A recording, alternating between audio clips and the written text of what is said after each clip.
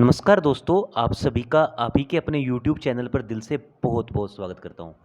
तो दोस्तों, इस बेहतरीन सुबह में आप सभी का स्वागत है और मैं लेके आया हूं वीडियो आपके लिए जीओए अकाउंट से रिलेटेड। तो ये जीओए अकाउंट्स जो मोस्ट इंपॉर्टेंट क्वेश्चन सीरीज़ है उसका मॉक 14 है। अगर आपने पुराने मॉक नहीं अटैम्प्ट किए हैं या अभी नहीं वीडियोस देखे हैं तो प्लेलिस्ट में जाइए, एक बार जीओए अकाउंट सर्च कीजिए, वहाँ पर आपको A to Z इन्फॉर्मेशन मिल जाएगी, चाहे वो डिटेल सिलेबस से रिलेटेड हो या फिर जीओए अकाउंट से क्वेश्चन से रिलेटेड हो। हम पूरा ट्राई करते हैं कि जितना हो सके आपको जो आपके सिलेबस के अकॉर्डिंग क्वेश्चन है वैसे मैं आपको सोल्व करवा पाऊँ। बट आपको पता है HPSSC अनप्रडिक्टेबल है, तो प्लीज़ आपको अपने हिसाब से भी थोड़ा सा रिस्क लेना चाहिए, अपने हिसाब से भी चीज़ों को पढ़ना चाहिए और एनालाइज करना चाहिए। तो चलिए स्टार्ट करते हैं इस वीडियो को। Question number first, discount for quick repayment of debt is called as. तो discount for quick repayment of debt is known as cash discount. Option C is the right answer for this question. Move करते हैं second question की तरफ। Sales on credit is generally recorded in which journal. तो यहाँ पे ये journal है जो आपको पता है JOURNAL है ना, तो यहाँ पे टाइपिंग कर रहे हैं। तो sales on credit is generally recorded in which journal, ये आपको बताना है। तो राइट आंसर होगा so it is recorded in sales journal, option B.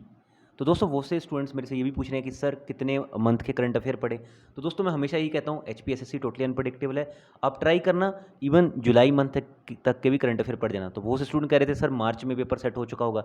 मैं वही कहना चाहता हूँ, वही कहूँगा कि HPSSC के ऊपर आपको थोड़ा सा अनप्रडिक्टेबिलिटी जरूर देखनी चाहिए। इसलिए ट्राई करना जुलाई तक के सारे करंट अफेयर पढ़ जाना, नवंबर से लेकर जुलाई तक के, या फिर आप लास्ट सितंबर से जुलाई तक का भी पढ़ लोगे तब भी चलेगा। तो उससे रिलेटेड सारे वीडियोस आपको मेरे जो यूट्यूब चैनल है उस पर देखने को मिल जाएंगे। यूट्यूब पे जाके आप बेसिकली प्लेलिस्ट में जाइए और सर्च कीजिए current affairs national and international, वहाँ पे आपको सारे के सारे करंट अफेयर देखने को मिल जाएंगे। तो मैंने ऑलरेडी करंट अफेयर्स वहाँ पे वन लाइनर के फॉर्म में बना रखे हैं, तो आप जल्दी जल्दी उन सभी करंट अफेयर्स को रिवाइज कर लेना। वहाँ से बहुत ज़्यादा प्रोबेबिलिटी है, मोस्टली क्वेश्चन आपको उनसे बाहर देखने को नहीं मिलेंगे। ऑलरेडी हमने देखा है कि जितने भी एग्जामिनेशन रहते हैं करंट अफेयर्स, जो ज़्यादातर मैं अपने वन लाइनर डालता हूँ उनमें से ही रहते हैं। तो प्रोबेबिलिटी के बेस पे कह रहा हूँ कि जुलाई तक के एटलीस्ट 15 जुलाई तक के करंट अफेयर पढ़ के जाना। Next question is journals records goods written by businesses. तो जर्नल्स जो रिकॉर्ड करते हैं, जो बेसिकली गुड रिटर्न्स होती है बाई बिजनेसेस के थ्रू, तो कौन से जर्नल्स होते हैं वो? तो होते हैं purchase return journal, option C. Next question is sale and purchase journal does not record. तो सेल और परचेज जर्नल क्या रिकॉर्ड नहीं करते हैं? तो सेल और purchase journal does not record cash sales and purchases. तो आपको पता है जनरल से भी एक क्वेश्चन देखने को मिलता है, इसलिए मैंने काफ़ी सारे क्वेश्चन जनरल से भी यहाँ पे इंक्लूड करें। अगर 2-4 क्वेश्चन बच जाएंगे वो मैं आने वाली वीडियोस में कवर कर दूंगा। इसके अलावा दोस्तों, मैं ट्राई करूँगा आपके लिए जो भी न्यूमेरिकल्स रहते हैं उनके लिए 1 से 2 लाइव सेशन लेके आऊँ। आप बताना कि आपको न्यूमेरिकल से रिलेटेड लाइव सेशन चाहिए या नहीं। कमेंट सेक्शन में येस सर लिख देना, मैं समझ जाऊँगा। उसके अकॉर्डिंग हम नेक्स्ट आने वाले वीडियोस में डेज और टाइम डिस्कस कर लेंगे कौन सा टाइम रखना है। इसके अलावा जो हमारा टेलीग्राम चैनल है @स्ट्रीट स्टडी, अभी अगर आप वहाँ पर ज्वाइन नहीं हुए हो तो वहाँ पर भी ज्वाइन हो जाना, तो मैं वहाँ पर भी एक अपडेट आपको दे दूँगा। बाकी जो भी रहेगा एग्जामिनेशन को आपको बिल्कुल अपने हिसाब से कंडक्ट करना। हम तो अपने पूरा कोशिश करेंगे एग्जामिनर के पॉइंट ऑफ माइंड से कि किस तरह से वो क्वेश्चन पूछ सकता है, तो उस तरह से हम अपनी बेसिस पे प्रिपरेशन करेंगे। तो बट जो भी फाइनल रहेगा वो तो आपको पता है HPSSC जो पेपर सेट करेगा वही रहेगा। Next question is cash received from debtor is recorded in which among the following journal.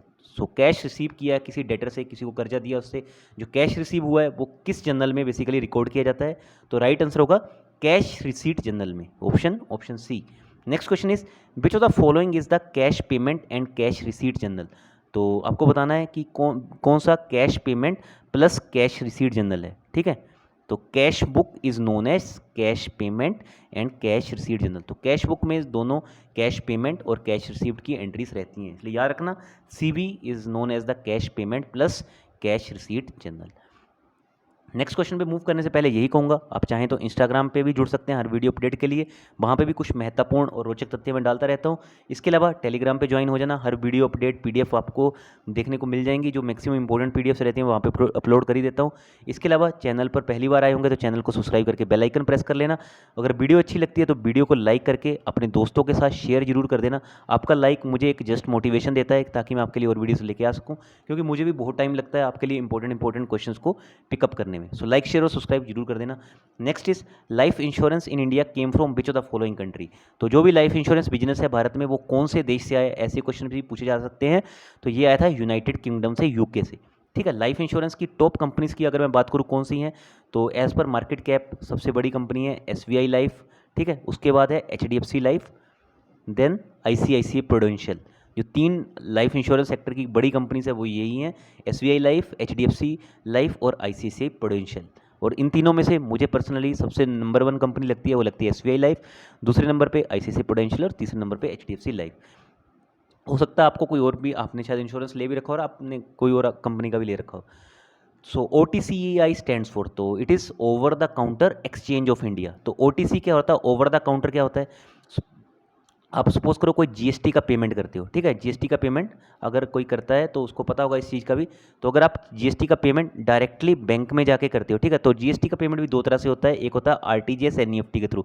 तो आपका GST में क्या होता है, आपका एक RBI के पास अकाउंट होता है, तो उसमें आपको पेमेंट करना होता है, जिसका बेसिकली IFSC की बात करूँ तो IFSC रहता है RBI S0 GST PMT, वो उसका IFSC कोड रहता है, तो उसकी इतनी आपको ज़रूरत नहीं है। तो बेसिकली ओवर द काउंटर क्या होता है, आप बैंक में डायरेक्टली काउंटर पे जाके ये पेमेंट कर रहे हो, that is known as over the counter, ठीक है। और OTCEI क्या है, over the counter exchange of India, जो ये सारी ट्रांजेक्शन को हैंडल करता है। मैं इन ब्रीफ आपको इसलिए चीज़ें बता देता हूँ ताकि कभी ऐसा क्वेश्चन आपको देखने को मिल जाए तो आप चीज़ों को विजुलाइज कर पाओ, एनालाइज कर पाओ। नेवरदलेस मूव करते हैं नेक्स्ट क्वेश्चन की तरफ। Importing goods for the purchase of re-export is termed as what? So it is known as interport trade. तो interport trade क्या होता है? Interport trade refers to the practice of re-exporting goods with or without processing or repackaging them again. This type of trade occurs at duty free ports. जितने भी duty free ports होते हैं वहाँ पे occur होता है, where these goods do not have additional import or export duties or taxes placed upon them. सो ये याद रखना, reexport is known as entrepot trade. इस वीडियो के एंड में हम एक न्यूमेरिकल भी डिस्कस करेंगे, तो बने रहिए। A bull speculator is also called as, तो बुल स्पेकुलेटर को क्या बोला जाता है, आपने शायद अगर आपको ध्यान होगा आपने सुना होगा नाम, एक बहुत बड़े पर्सन हैं स्टॉक मार्केट के, हर्षद मेहता।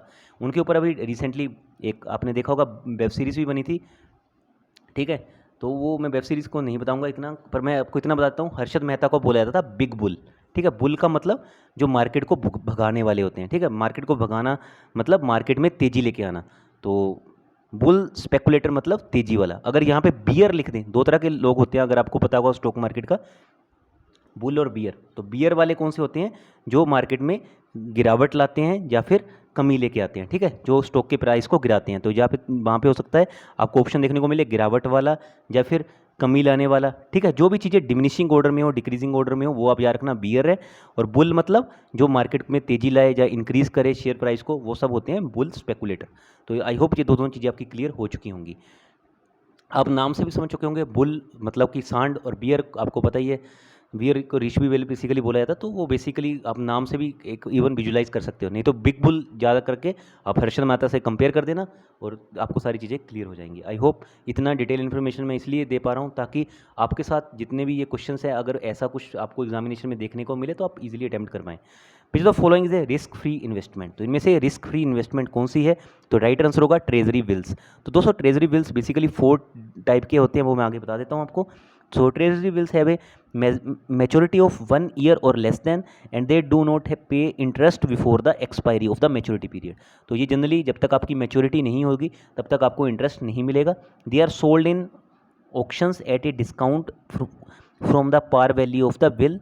दे are offered with maturities of 28 days, 91 days, 182 days and 364 days. अभी जनरली 28 डेज के RBI ने डिसकंटिन्यू कर दिए हैं।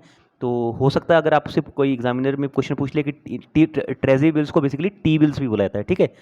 तो टी बिल्स के आपको पूछ सकता है आपसे एग्जामिनर कि इनमें से कितने दिनों के लिए टी बिल्स इशू किया जाता है।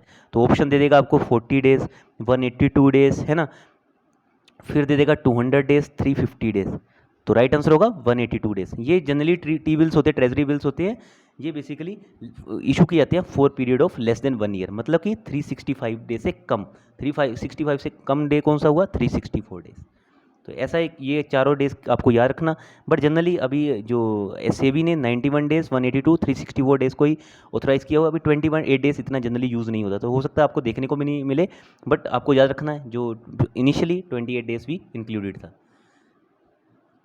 अब लास्ट क्वेश्चन इस वीडियो का, तो ये न्यूमेरिकल है। फाइंड आउट ग्रोस प्रॉफिट और लॉस। आपको ग्रोस प्रॉफिट या फिर ग्रोस लॉस निकालना है। सो परचेजेस दे रखी हैं, कॉस्ट ऑफ गुड्स सोल्ड दे रखी है, सेल दे रखी है, इसके अलावा ओपनिंग स्टॉक दे रखा है। तो ग्रोस प्रॉफिट और लॉस निकालने के लिए क्या करना पड़ता है आपको? ग्रोस प्रॉफिट और लॉस कैसे निकलेगा? तो बेसिकली आपको सेल्स में से कॉस्ट ऑफ गुड्स सोल्ड को माइनस कर देना है। ठीक है, सेल्स कितनी है? 149,000, 1,49,000। इसके अलावा cost of goods sold is 1,06,000। ठीक है, जैसे ही आप माइनस करोगे तो क्या आंसर आ जाएगा? 43,000। तो राइट आंसर होगा इस क्वेश्चन का ऑप्शन बी। तो चलिए दोस्तों, इस वीडियो में इतना ही था। आई होप आपको वीडियो अच्छी लगी होगी। वीडियो अच्छी लगी होगी तो लाइक करना, अपने दोस्तों के साथ शेयर करना, चैनल पर पहली बार आए होंगे चैनल को सब्सक्राइब करके बेल आइकन प्रेस कर लेना। कोई भी क्वेरी हो, डाउट हो तो कमेंट करके आप पूछ सकते हैं। तो कभी कभी मैं थोड़ा लेट भी रहता हूँ कमेंट का रिप्लाई करने में, बट जो भी आपका जेन्युइन कमेंट रहता है I definitely respond to them. तो चलिए दोस्तों, अपना कीमती समय मुझे देने के लिए, और आई होप आपने चैनल को सब्सक्राइब कर ही लिया होगा, और चैनल को सब्सक्राइब करने के लिए आपका बहुत बहुत शुक्रिया। बहुत जल्दी मिलते हैं नेक्स्ट वीडियो के साथ, और हमेशा की तरह गॉड ब्लेस यू ऑल।